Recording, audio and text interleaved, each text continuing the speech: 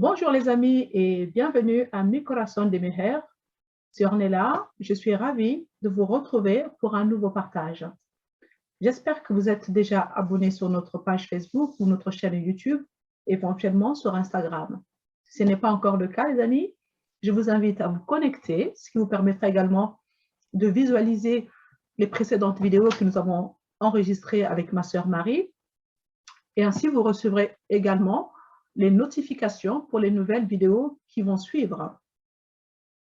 Aujourd'hui, j'ai eu à cœur de partager avec vous un nouveau sujet que j'ai intitulé « Dieu te veut en bonne santé ».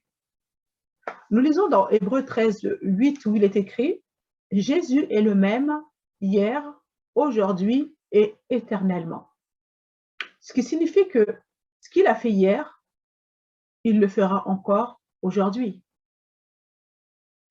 Toutes les maladies et infirmités font partie de la malédiction de la loi. Nous le lisons dans Deutéronome chapitre 28 à partir du verset 15 jusqu'à la fin du chapitre. Mais gloire à Dieu, Jésus nous a rachetés de la malédiction.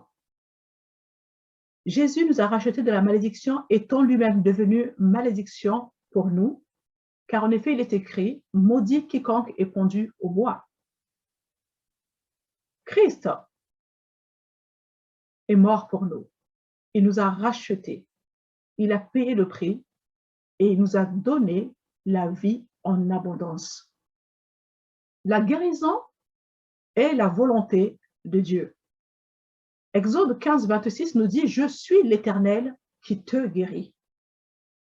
Et nous lisons également dans Matthieu chapitre 15, verset 26, où cette femme syrophénicienne vient voir Jésus et le supplier pour obtenir la guérison de sa fille qui était totalement démonisée.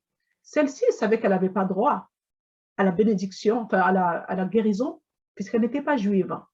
Mais cependant, le cœur d'une mère, quand tu as ton enfant qui souffre, peu importe les règles, on est prêt à tout franchir pour obtenir ce qu'on désire, pour pouvoir venir en aide à son enfant, bien sûr, et c'est ce qu'elle a fait.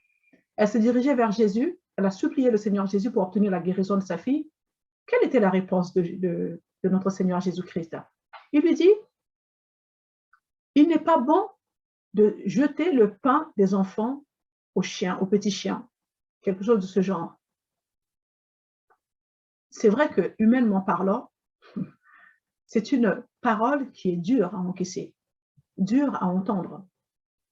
Je me suis mise à la place de cette femme. Waouh, il faut vraiment avoir la foi et être déterminé dans sa démarche pour ne pas faire demi-tour. Et pourtant, c'est ce que le Seigneur lui a dit. Il n'est pas bien de prendre le pain des enfants et de le jeter aux petits chiens. Autrement dit, aux yeux de notre Seigneur Jésus, elle faisait partie de ces petits chiens.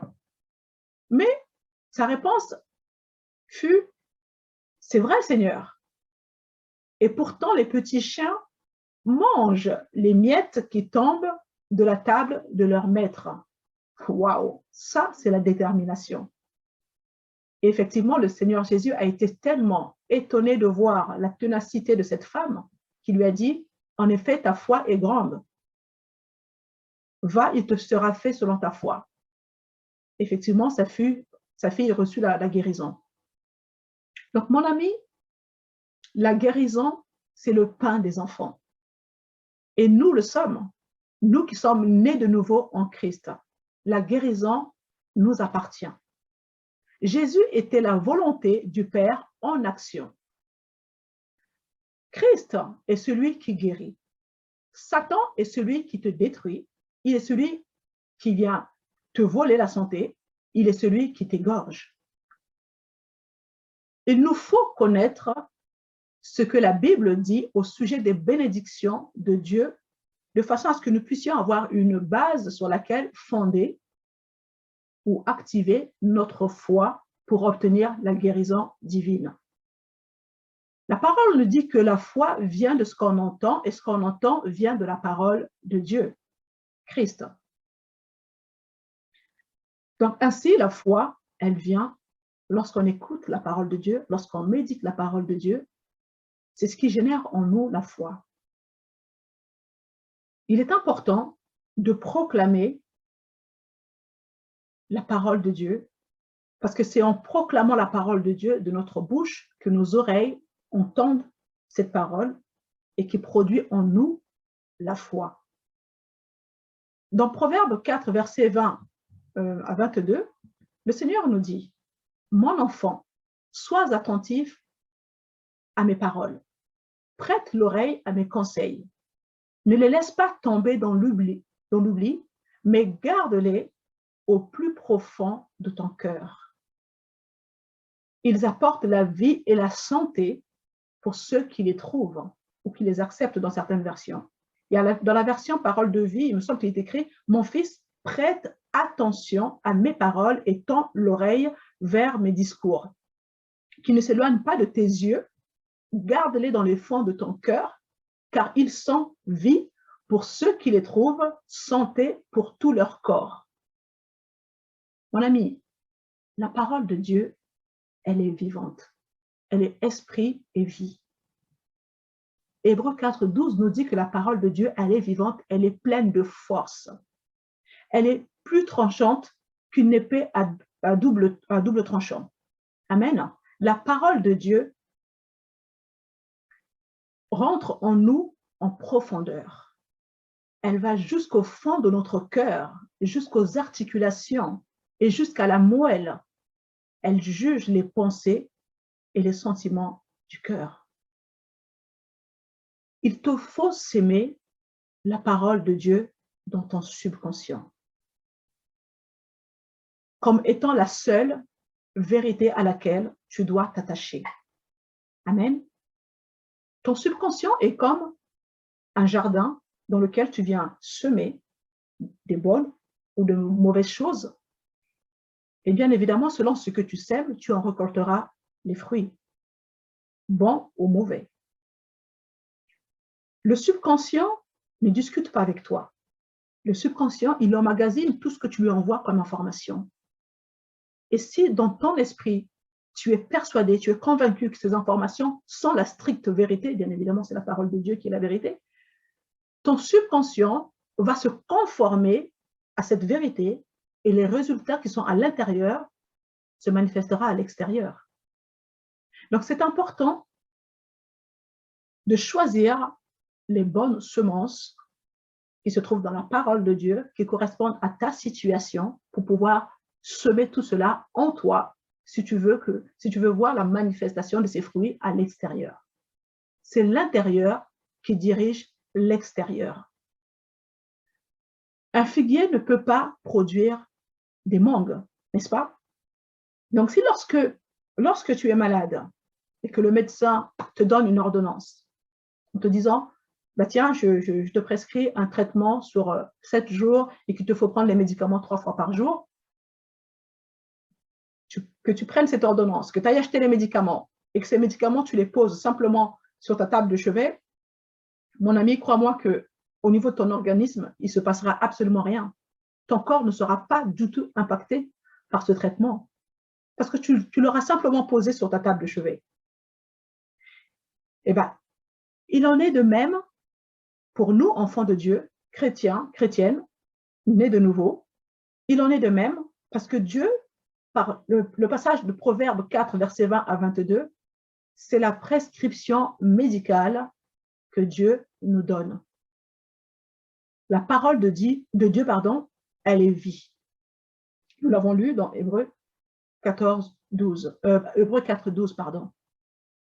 Et qu'est-ce que nous faisons souvent? Ben, nous prenons la Bible, nous la mettons sur la table de chevet et nous n'appliquons pas du tout ce qui est écrit dans Proverbe 4, versets 20 à 22. Quand Dieu nous dit que la parole ne doit pas s'éloigner, que tu dois la garder dans ton cœur, etc.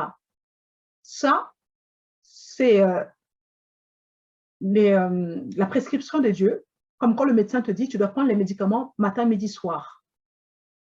La parole de Dieu ne doit pas s'éloigner de tes yeux. Donc, si on prend la Bible, qu'on la pose juste à côté, et qu'on s'attend à vivre le miracle, ça risque d'être difficile. Et on s'attend souvent à recevoir un miracle en s'appuyant sur la foi des autres. Notamment, ce qui est souvent le cas, on s'attend surtout à la foi du pasteur. Le pasteur a le même esprit que toi, mon frère, ma sœur. Il a reçu le même Saint-Esprit. Amen. Donc maintenant, si lui, il se nourrit avec la parole de Dieu, il fortifie sa foi, il te faut faire la même chose. Si tu mets en pratique ce que le pasteur t'enseigne, tu obtiendras certainement les mêmes résultats. Le pasteur n'est pas le magicien de la foi. Amen. Ce n'est pas lui qui accomplit les miracles. C'est Christ. Les miracles n'accompagnent pas la personne. Les miracles accompagnent la parole qui est Christ. Si le pasteur prie et qu'il ne se passe rien, ne dis pas que le pasteur n'a pas d'onction ou il n'a plus d'onction par rapport à ta situation. Non, mon ami. Le miracle est parfait lorsque les deux personnes se mettent en accord. Les deux personnes ont la foi. Ils ont l'assurance que Dieu guérit, que rien ne lui est impossible, qu'ensemble, si on se met en accord, le partenariat spirituel dont nous parle Matthieu 18, 19, si vous vous accordez ensemble dans la foi, la parole nous dit que quoi que ce soit que vous demandez dans la prière, sur la terre, en vous accordant, croyez que cela vous sera accordé. Donc, vous voyez bien que c'est les deux personnes qui doivent activer leur foi. Ce n'est pas une seule personne. Donc, si vous avez semé autre chose dans votre fort intérieur, vous récolterez ce que vous aurez sémé. Si tu as tendance à prononcer des paroles de mort sur ta situation, où tu rumines sans cesse des pensées du genre « dans ma famille, les gens meurent de cette maladie », dans ma famille, tout le monde meurt à 45 ans et j'ai la même maladie, donc certainement que moi aussi, je vais passer par ce même chemin. Oui, mais les médecins, ils disent que dans ma situation, il n'y a pas de guérison possible, donc j'ai un traitement à vie, etc., etc. Mon ami, tu te condamnes toi-même. Par tes propres pensées, par tes propres paroles, tu t'enfermes dans une prison. Et comment veux-tu que les prières des autres soient efficaces? La prière de juste a une grande efficacité, la parole nous le dit. Mais cependant, si déjà toi-même, tu t'enfermes avec les paroles de mort, avec les paroles de condamnation, ne t'attends pas à ce qu'il y ait un miracle qui est la guérison divine. Amen. Rien ne peut se passer à ce moment-là. Bien sûr, Dieu est souverain. Dieu peut agir sans avoir à attendre que tu actives ta foi, c'est vrai. Mais la Bible nous dit aussi que mon juste vivra par la foi. Ce qui est à Dieu est à toi. Dieu a tout accompli. Il a tout mis à ta disposition. Amen. Donc, c'est à toi, au travers de ta foi, d'activer ta foi pour prendre possession de ce que Dieu a mis à ta disposition par sa grâce. Il te faut changer ta pensée, l'aligner sur la vérité de la parole de Dieu si tu veux voir la manifestation de la puissance de Dieu agir dans ton corps. Mon enfant, sois attentif à mes paroles, prête l'oreille à mes discours, ne les laisse pas tomber dans l'oubli, mais garde-les au plus profond de ton cœur. Ils apportent la vie et la santé à tous ceux qui les acceptent. Voilà la prescription médicale de notre Dieu. Jésus est venu pour nous guérir, il est venu pour nous sauver, il est venu pour nous délivrer, pour nous aider. Sa compassion pour ceux qui souffrent n'a pas changé. Il te faut garder, mon ami, exclusivement la parole de Dieu dans ton cœur. Il faut regarder, à la parole de Dieu. Regarde à la parole de Dieu. C'est la parole qui te guérit. C'est la parole qui te restaure. C'est la parole qui te délivre. La parole, c'est Christ. La parole te permettra de comprendre ce que Jésus a acquis pour toi à la croix. Amen. Si tu te vois déjà Si tu te vois de plus en plus malade, quelque part, ça signifie que la parole de Dieu s'est éloignée de tes yeux. Ça veut dire que tu commences à te voir sous un autre joug, celui de l'ennemi, bien sûr. Si nous sommes capables de respecter une prescription médicale à raison de 3 fois par jour, sur ordre du médecin, qui n'est qu'un homme comme toi et moi, alors nous pouvons également appliquer ce même traitement du point de vue spirituel avec la parole de Dieu, et celle-ci sera beaucoup plus efficace que le traitement que le médecin nous donne. Dieu est celui qui nous a créés. Il possède toutes les pièces de rechange de notre corps. J'aime bien prendre cet exemple qui semble un peu banal, que lorsque nous avons une voiture, par exemple, de la marque Nissan, si la voiture Nissan tombe en panne, je ne vais pas courir chez Renault pour faire réparer ma voiture. Je ne vais pas aller chez Mercedes, mais je vais aller chez Nissan. Pourquoi je vais aller chez Nissan? Parce que c'est lui qui a conçu cette voiture. Et donc, Nissan a certainement les pièces de rechange concernant la panne que j'ai sur ma voiture.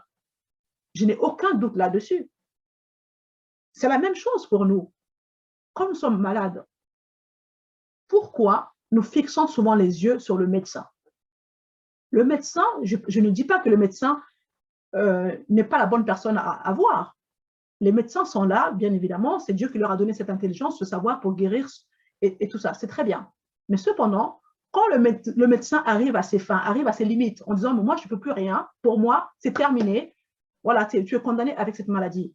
Mon ami, ne baisse pas les bras, va voir le constructeur, le créateur. Celui qui détient les pièces de rechange de ton corps, c'est qui? C'est Jésus, le Dieu créateur du ciel et de la terre, celui qui t'a créé à son image. Lui, il possède les pièces nécessaires pour remplacer dans ton corps qui est malade. Amen. La parole de Dieu, elle est vivante, pleine de force. Elle est efficace. Ne te vois pas sous le joug de l'ennemi. Garde les yeux fixés sur Jésus-Christ. Que la parole de Dieu, ne s'éloigne pas de tes yeux. Prête l'oreille au conseil de Dieu. C'est la santé, c'est la vie. Vous savez, pour obtenir le salut, il nous a fallu croire avec le cœur. Il est écrit dans Romains 10, 9, « Si de ta bouche tu reconnais devant tous que Jésus est Seigneur, et si tu crois dans ton cœur que Dieu l'a ressuscité d'entre les morts, alors tu seras sauvé. » Le salut est basé sur la foi et s'applique au cœur. La parole de Dieu doit être enracinée dans le cœur, dans ton esprit. Il te faut manger la parole, la méditer. Il ne suffit pas de réciter la parole de façon intellectuelle comme une sorte de poésie. Pour que ta foi soit inébranlable, il te faut la nourrir continuellement et ne pas attendre que le coup dur arrive pour chercher à s'enraciner dans la parole. Ça sera difficile dans ces conditions. Parce que l'ennemi, lui, il gagne déjà du terrain. Donc, quand tout va bien, c'est là où tu dois mettre le paquet pour continuer à nourrir ta foi. Quand tout va bien, n'attends pas que les choses aillent mal pour commencer à chercher dans la Bible quel est le verset qui correspond à ma situation. Je dois crier à Dieu, je dois jeûner. Non, l'ennemi a déjà gagné du terrain. N'attends pas que la situation devienne difficile pour commencer à feuilleter la parole de Dieu, ta Bible. Il te faut régulièrement te maintenir en forme spirituellement parlant. De la même manière, lorsque nous pratiquons une activité physique de façon régulière, nous maintenons notre corps en forme. Il en est de même pour notre esprit. Jésus nous dit qu'il te sera fait selon ta foi. La guérison fait partie intégrale de la rédemption. Nous lisons dans 1 Pierre 2, 24, je vais vous citer quelques passages qui sont en fait des semences que vous pouvez semer dans votre subconscient pour pouvoir justement voir la manifestation à l'extérieur. 1 Pierre 2, 24, Matthieu 8, 17, Ésaïe 53, versets 4 et 5, Galates 3, 13. Tous ces passages que je viens de citer, il y en a plusieurs, bien sûr, dans la Bible. Mais ces passages que je viens de citer, ce sont des semences, notamment lorsque nous recherchons la guérison divine. Donc, il est important de pouvoir les semer à l'intérieur de nous et continuer à les arroser par la déclaration. Ainsi, ces paroles produiront des fruits qui vont vous permettre de manifester la guérison à l'extérieur. Amen. Il est aussi important de connaître les qualités et les attributs de Dieu. Nous pouvons facilement trouver la liste de ces attributs sur Internet. C'est bien de méditer ces attributs. Pourquoi? Parce que connaître les différents noms de Dieu va nous permettre en fait d'invoquer le Seigneur selon la situation dans laquelle nous nous trouvons. Par exemple, je suis malade, je veux invoquer le Dieu qui guérit. Je vais faire appel à Jéhovah Rapha.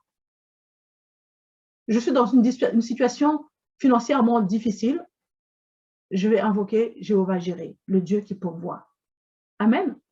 Donc, connaître les différents noms de Dieu, c'est une source d'encouragement intarissable, car dans la Bible, le Dieu de toute éternité se révèle à nous tour à tour.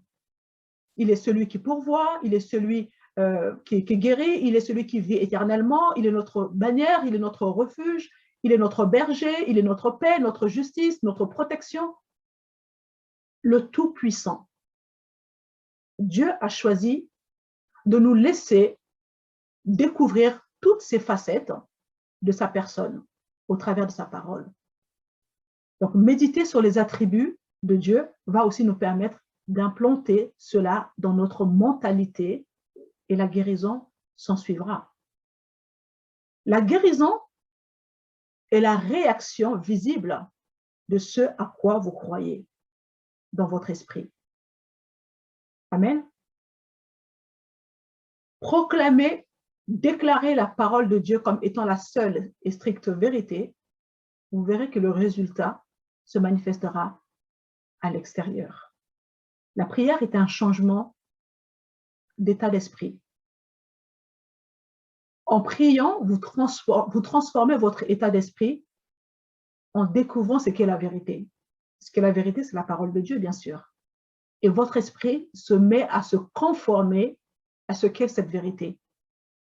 La vérité est que Dieu est suprême. Il est omnipotent pour résoudre tous les problèmes humains. Si vous êtes né de nouveau en Christ, vous êtes devenu en lui une nouvelle création qui n'a jamais existé auparavant. Ce qui est ancien a disparu et la réalité nouvelle est là. Lors de votre nouvelle naissance, la guérison a été déposée dans votre esprit né de nouveau. Dieu a tout mis à votre disposition pour vous permettre d'avoir tout ce dont vous avez besoin dans cette vie chrétienne, dans ce monde et dans l'éternité. Tout cela, tout ce que Jésus a accompli à la croix, se trouve dans votre esprit né de nouveau. Maintenant, la foi est comme un pont qui vous permet d'accéder à ce que Dieu a mis à votre disposition par sa grâce. Amen. Donc, il vous faut prendre connaissance de ça, être consciente qu'effectivement, ce que Jésus a accompli à la croix m'appartient et cela est dans mon esprit né de nouveau, le déclarer par la foi. Amen. Déclarez-le par la foi et la foi s'active par la voix. Amen. Confessez la parole de Dieu, déclarez-la. C'est cela, activer la foi par la voix. Mon ami, ne fixe pas les yeux sur ta maladie. Je sais que c'est facile de parler ainsi lorsque nous sommes en bonne santé. Mais je ne suis pas là pour te condamner, au contraire, je suis là pour t'encourager. Ne fixe pas tes yeux sur ta maladie. Ne parle pas le langage de circonstances. Tu es en Christ. Étant né de nouveau, ta vie est en Christ. Et la vie de Christ est en toi. Amen. Ce qui signifie que tu as le pouvoir d'appeler la vie sur des ossements desséchés. Tu peux prophétiser sur ta propre vie. Amen. Tu peux appeler la vie sur tes ossements desséchés. En effet,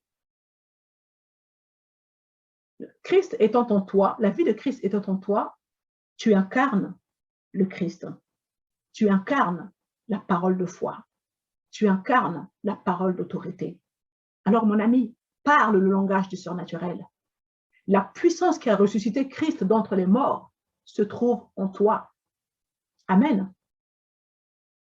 Dieu est venu te donner la vie en abondance. La maladie n'est pas la volonté de Dieu. La maladie ne vient pas de Dieu. Ce n'est pas Dieu qui essaie de se glorifier dans ta situation au travers d'une maladie. Il ne t'inflige pas une maladie pour se glorifier. Dans ce cas-là, pourquoi on nous dirait que Christ est venu se charger de nos infirmités et prendre toutes nos maladies dans son corps et que c'est par ses meurtrissures que nous avons été guéris? C'est écrit au passé. Par ses meurtrissures, nous avons été guéris. C'est un fait accompli. La maladie n'est pas de Dieu. Alors après, c'est vrai qu'il y a un débat là-dessus concernant la situation de Job, mais là, ça fera partie d'une autre vidéo. Mais pour vous dire que Dieu ne veut pas que vous soyez malade. Et c'est pourquoi Jésus-Christ est venu porter toutes nos maladies et toutes nos infirmités. Et la parole nous dit que par ses meurtrissures, nous avons déjà été guéris. Amen. C'est un fait accompli. Amen. Dieu nous veut du bien. Alléluia. Tu as la foi du Fils de Dieu.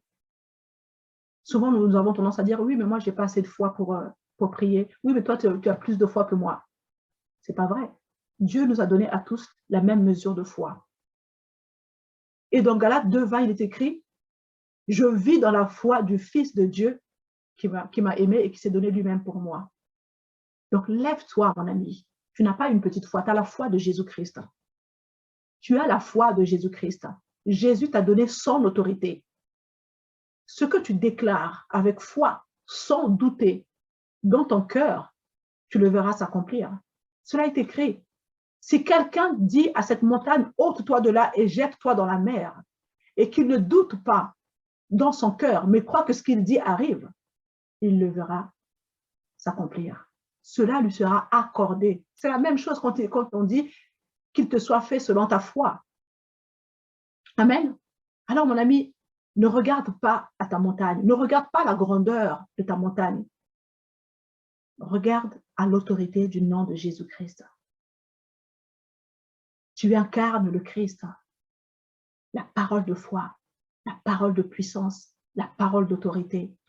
Tes mains incarnent le pouvoir de Christ. Ta bouche incarne son autorité. Alléluia. Dieu t'a donné la domination sur toute la puissance de l'ennemi et rien, absolument rien ne pourra te nuire. Amen. Il t'a transporté, il t'a délivré du royaume, de la puissance des ténèbres, pardon, pour te transporter dans le royaume de son Fils bien-aimé. Waouh! Les ténèbres n'ont plus d'emprise sur toi. La domination de Satan sur ta vie a été brisée dès lors que tu es né de nouveau. Satan ne peut plus utiliser ton passé pour te condamner, pour t'accuser, pour te cribler de quoi que ce soit, parce qu'en Christ, tu es devenu une nouvelle création. En lui, tu es devenu une nouvelle création. Ton passé n'a plus d'emprise. Satan ne peut plus utiliser ton passé pour avoir une emprise sur toi. C'est terminé. Dieu t'a délivré de la puissance des ténèbres pour te transporter dans le royaume de son Fils bien-aimé. Alléluia. Les ténèbres n'ont plus d'emprise sur toi. Toute montagne que l'ennemi met au-devant de toi, cette montagne doit être aplanie. Tu incarnes le Christ. Dieu croit en toi. Tu dois aussi croire en toi-même. Tu n'es pas n'importe qui. Tu es l'œuvre du Tout-Puissant qui a dit que tu es Dieu sur la terre. Psaume 82, verset 6. Amen. Crois en toi-même. Dieu est en toi et tu es en lui. Tu ne peux pas échouer. Amen. Tu ne peux pas échouer. Si tu regardes cette vidéo, que tu n'as pas encore donné ta vie à Christ, mon ami, c'est le moment d'ouvrir ton cœur. Invite le Seigneur Jésus. Il se tient à la porte et il frappe. Si tu ouvres ton cœur, il rentrera. Il mangera avec toi, tu mangeras avec lui. Amen. Dieu est là parce qu'il veut t'offrir la vie en abondance. Il a des plans merveilleux, parfaits pour toi. Ouvre ton cœur. Amen. Ainsi, cette rédemption s'appliquera également à toi. Le salut que Dieu nous offre ne se limite pas simplement à l'expiation des péchés. Le mot salut signifie sozo en grec. Sozo, ça comprend la délivrance, la guérison, comment on appelle ça, la restauration, la prospérité. Jésus t'offre tout ça. Ce n'est pas simplement l'expiation des péchés et l'assurance d'aller au ciel après ta mort. Ce n'est pas seulement ça.